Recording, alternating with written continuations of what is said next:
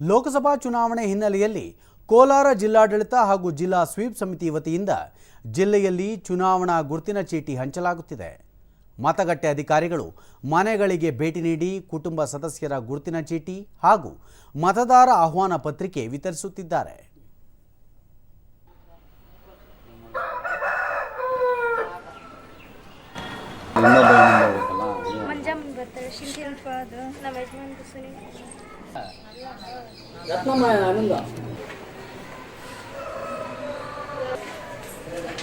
Vote ಹಾಕ್ಬೇಕಮ್ಮ ಎಲ್ಲರೂ ಹೋಗಿ ಸ್ವಲ್ಪ ಎಸ್ ಕೆ ಅಲ್ಲಮ್ಮ ಇಲ್ಲಿ ತೆಗಿ 430 ನಮ್ಮ ಇದು ಆಹ್ವಾನ ಪತ್ರಿಕೆ ಡಿ ಸಿ ಅವ್ರು ಕೊಟ್ಟರು. ಹೋಗಿ ತಪ್ಪದೆ ಓಟ್ ಹಾಕ್ಬೇಕು ನೀವು ಹೋಗಿ.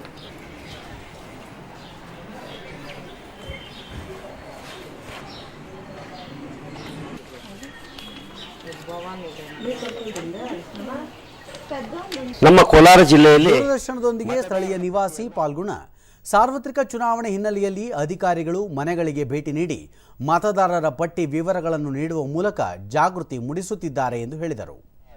ಒಂದು ಸಂತೋಷದ ಸುದ್ದಿಗೆ ಅವರಿಗೆ ಒಂದು ಅಭಿನಂದನೆ ಸಲ್ಲಿಸ್ತಾ ಇದ್ದೀನಿ.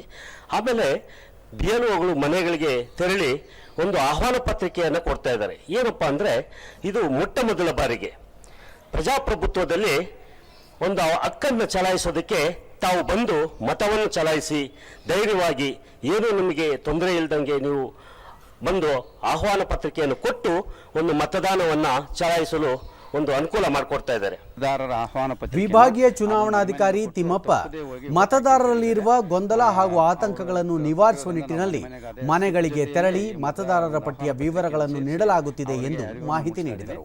ಮನೆಗೆ ಹೋಗಿ ಈ ಒಂದು ವೋಟರ್ ಸ್ಲಿಪ್ಪನ್ನು ಕೊಡ್ತಾ ಇದ್ದೀವಿ. ಅವರಿಗೆ ಯಾವುದೇ ರೀತಿಯ ಆತಂಕಗಳಿಲ್ಲದಿರ ಹೋಗಿ ಅವತ್ತು ನಿರ್ಭಯವಾಗಿ ಮತದಾನ ಕೇಂದ್ರದಲ್ಲಿ ಮತದಾನ ಮಾಡಲು ಸರ್ಕಾರ ಅನುವು ಮಾಡಿಕೊಟ್ಟಿರ್ತದೆ.